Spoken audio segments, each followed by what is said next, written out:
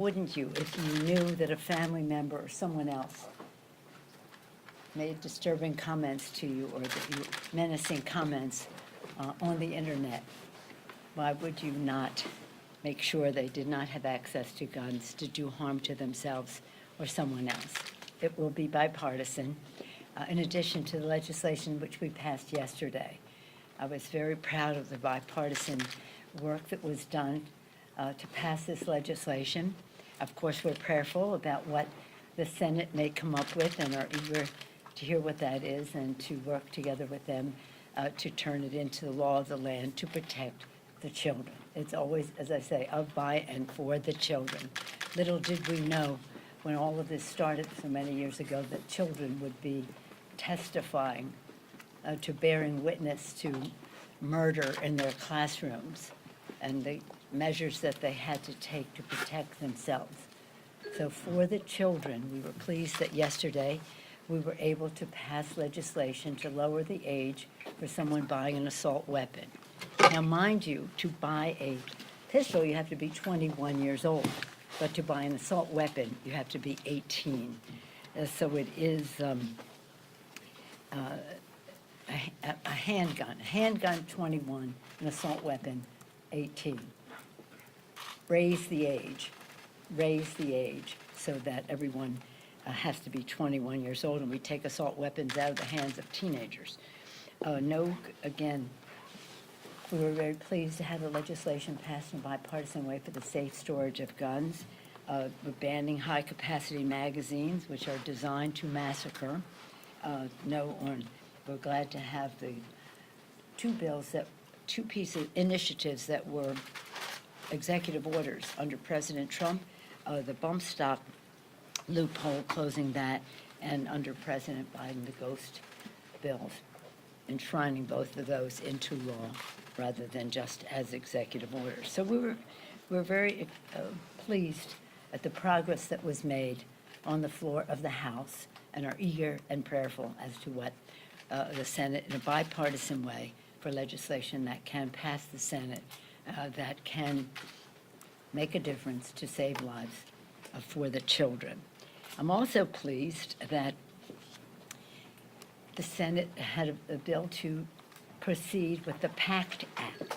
This is so important to our veterans and therefore to our country. The PACT Act is legislation that we passed in the House and sent to the Senate. They had 86 votes to clear the way to proceed, and hopefully that they will proceed soon. What that is to say that our veterans, our men and women in uniform who have been exposed to burn pits will now have an opportunity to have the respect, the care, and the opportunity they need to help them. Many of them have cancer, so in other words, not to have them prove to an almost impossible degree that they were there and that it happened. John Stewart has taken the lead on this. You probably saw some visibility about it. We passed it a while ago, but the Senate overwhelmingly, in a bipartisan way, has voted now to proceed. We are also working now next week. We will be having legislation on the floor that will talk about how we lower cost, how we address inflation, and how we reduce the deficit. I'm very pleased that we'll be bringing up the Ocean Shipping Reform Act, which is a bill to address the supply chain shortages that we have. When supply is short, costs are up. That important legislation has already passed the Senate, so we will be passing it in the House. We had our own version here, but in the interest of proceeding, we're going to take up the Senate bill that lowers cost for American consumers. We're also dealing with issues that relate to agriculture coming out of the Ag Committee, whether we're talking about more competition and a spotlight on what's happening in poultry and meat and all the rest of that. When we're talking about lowering costs at the pump, we have already done our price gouging legislation and a market manipulation legislation, but we will also be doing more in terms of legislation to lower the cost of the payment, to make further action to lower prices by making it cheaper, cleaner, unleaded 88 more available. And again, that's something that springs from a large number of members in our caucus that in many states has already been making a difference. So it is, again, inflation, lowering costs, reducing the national debt, very important, addressing the needs of our veterans, which is an ongoing responsibility that we have. But there's absolutely no question that this week has been very much about gun violence. If you go back a month or so, you might not have projected that that would be all-consuming now, but it should be all-consuming all the time. Because as people talk about this is happening again and again and again, it really isn't. It's happening once, continuously. It's always happening, and we have to make it stop. And this legislation that we passed yesterday is very powerful in making a difference. Hopefully some of it will be part of what the Senate does, but we don't know. It's their negotiation, and we look forward to it. We have great confidence in Chris Murphy, our former member of the House. He has made this his life's work, part of his life's work in Congress, having suffered the Newtown massacre in his district, as I say, where little children practically just out of diapers were shot down. So we talked about gun violence, protect our kids, what we did yesterday. I just want to say this because I don't know if you saw the hearing yesterday, and you wonder why anybody who had seen the hearing might not be more supportive of stopping the violence. But Mia Cirillo, she covered herself in her friend's blood so she could pretend to be dead during the Uvalde shooting. A little girl. Again, in my own district, a fifth grader, she lost both of her parents in gun violence, separate instances.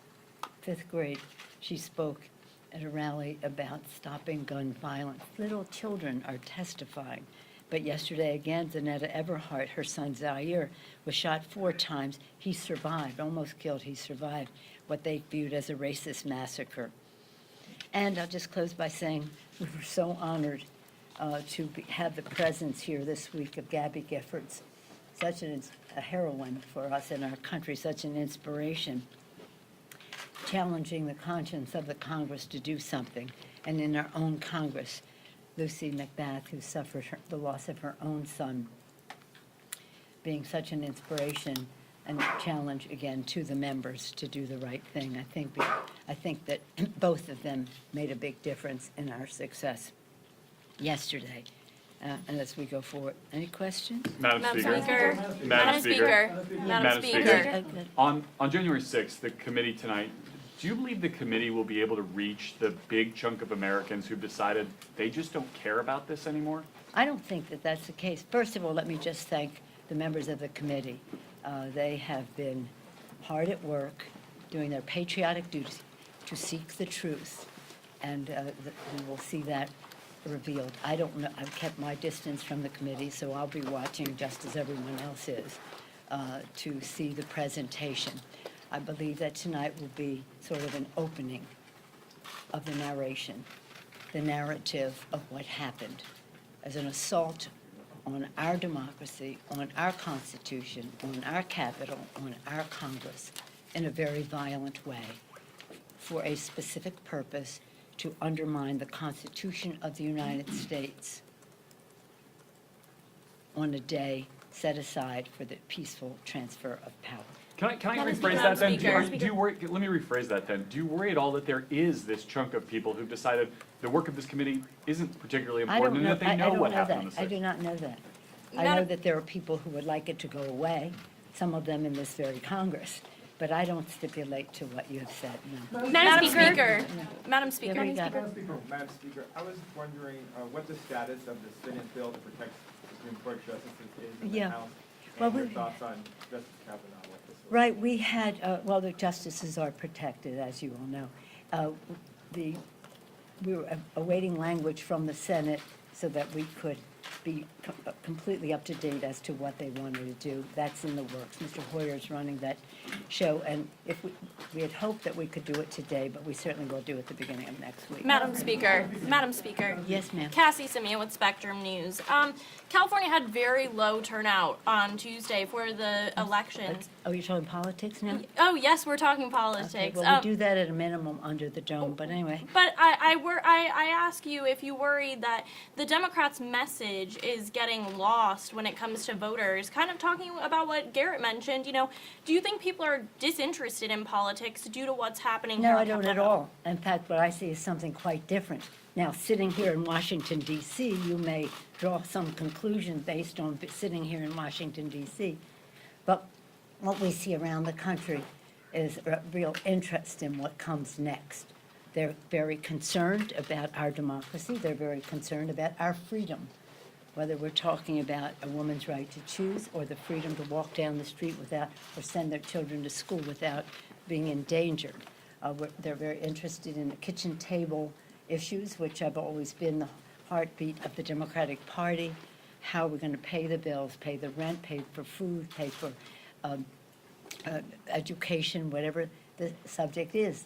The issues that keep people awake at night are the decisions they make at that kitchen table. So we see something quite different. And I don't stipulate to your characterization of the public mood or yours. I do know that elections that happen now have a lower turnout than those that happen in November, and we expect to have a big turnout in November. And we have absolutely no intention of losing the House. Madam Speaker. Yeah, Madam Speaker, the most recent bill that passed yesterday passed on a bipartisan basis. And on top of that, you just had the red flag legislation that. yeah, and that's bipartisan. Right, and that's bipartisan too. How do you think that portends for the future of the bills in the Senate, that they can pass on a bipartisan basis? Are you in any contact with any of the senators about it? And how confident are you that one piece of legislation, because it looks like the red flag legislation is going to pass, or there's going to be some red flag laws in the Senate. How positive that? Well, you know more than I do. I don't know what will come out of the negotiations in the Senate, but I have confidence in those who are negotiating in good faith on both sides of the aisle, and we are eager to see what that will be. Hopefully, it will contain some of the measures which we think are life-saving in our legislation, but I don't know what their negotiations are because they are privy to the Senate. Madam Speaker, Can I bring a little bit more? They seem to be talking about red flags, school safety, mental health, bolstering the mental health network, incorporating juvenile records into background checks. And that's the broad outline of what they've said. Is that right? Yes, You it know is. more than I do, because I don't have that knowledge about what they may do. But I will say this, that if it's life-saving and can make a difference, and they have bipartisan support for it, then we would welcome it, even though it won't be everything that we want. But we cannot have subterfuge. We can't have them say, well, it's about this and it's about that. No, it's about guns. And it's about other things too. But we cannot avoid the fact that it's about guns, their availability, at what age, and what condition in terms of the person who's yes, sir. Thank you. Do you think that, in light of these hearings that are coming up, do you think that in the fall that democracy, that what happened last January is on the ballot, or is it these kitchen table pocketbook issues that you mentioned that a lot of Americans are dealing with right now? Thank you so much for asking a substantive question. It's so refreshing. Yes. Who let you in here? I don't know. I think it's always about the kitchen table issues, because these are what moves somebody to vote. Yes, it's about our democracy that is on the ballot. They assaulted the Capitol. They are undermining the elections by voter suppression and nullification of elections and the rest. And people expect us to take care of that. But they really want to know what we are doing in their interest and how they can manage for their families. It's always been about that. It's always been about the kitchen table issues. And that's what the Democratic Party is. No corporate boardroom table, but the kitchen table. So as you have seen, we have passed legislation in the rescue package that put money in people's pockets with the child tax credit, got children safely in school, people safely back to work, shots in arms at a time when we had to move quickly to do so. And again, now what we're talking about is how we can lower cost. When you have, this president has overseen 8 million jobs created. Now, the private sector plays a major role in that. But this is historic. No president can make this claim that in this short period of time, nearly 8 million jobs were created. Unemployment was reduced in half. Wages have gone up. Many families now say into the 70s, they no longer fear a $400 emergency. It was that high before that they did fear a $400 emergency would upset their whole monthly budgeting. So things have improved, but inflation has gone up, and we must address that because the cost of food and the price at the pump. Now, the price at the pump is affected by shortages, some of it caused by Putin. Part of this is Putin's price at the pump. Not all of it, but much of it. When you have lower supply, you have higher costs. That's just the way it is. So we have to recognize it. We have to mitigate for it. And that's part of what we have been doing, but we'll continue to do next week when we address the cost of food and agriculture, making it less expensive for farmers. For example, fertilizer. Fertilizer largely comes from Russia and places like that. So it's more expensive to farmers to have fertilizer, increase their costs, increase the cost of food. So it's all, so much of this is connected. You cannot separate what's happening in Ukraine from the price at the pump or the cost of fertilizer. On the other hand, you have to address it. And I think elections, to your question, are always about that. Our responsibility is to protect our democracy. It's the oath of office we take to protect and defend the Constitution. And all that implies, the freedoms that go with that, whether that's a woman's right to choose or all the other things that are exposed because of this decision, where they're questioning the value of privacy in our Constitution, whether they're questioning precedent in terms of actions of the Supreme Court. It's important. Dispositive of the vote is what happens at the kitchen table. So it sounds like you think that's going to be a bigger issue for voters, the referendum on how Democrats have handled these issues, as opposed to whether or not the former president. It's not as opposed. No, it's not as opposed. But a bigger role. No, in the it's not as opposed. I'm just saying what people think about our country is one thing. Look at the polls. How many people support raising the minimum wage? 75%, 80%? How many percent? Gun violence protection in terms of the legislation we're talking about, 75, 80%. How many people support so many things that we're talking about? Is it dispositive of their vote? That's really the question. So yes, people are concerned. It may be contribute to how they decide, but as James Carville said, it's the economy, stupid. No offense to you, I'm just quoting him. Just quoting him. It is always what that is about. And this president has been just a champion for America's working families. He's been a champion on the kitchen table issues. And that's what campaigns are about, to get the message out. So we will be mobilizing at the grassroots level, owning the ground with a message of hope and optimism for the people, and again, with the intellectual, personal, and other resources necessary to do so. I feel pretty positive about it all.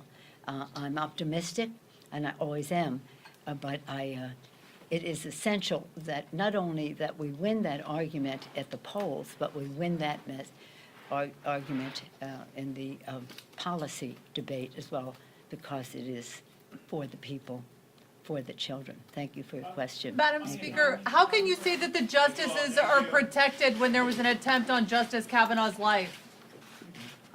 You said the justices are protected, but there was an attempt on Justice Kavanaugh's life. It's protected. The How? justices are protected. This issue is not about the justice, it's about staff and the rest. The justices are protected. You saw the Attorney General even double down on that.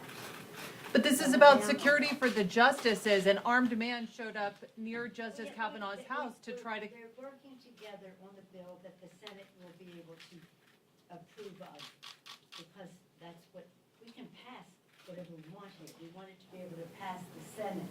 So I don't know what you're talking about, because evidently you haven't seen what the debate is, and not debate, but what the language is. There will be a bill, but nobody is in danger over the weekend because of our not having a bill.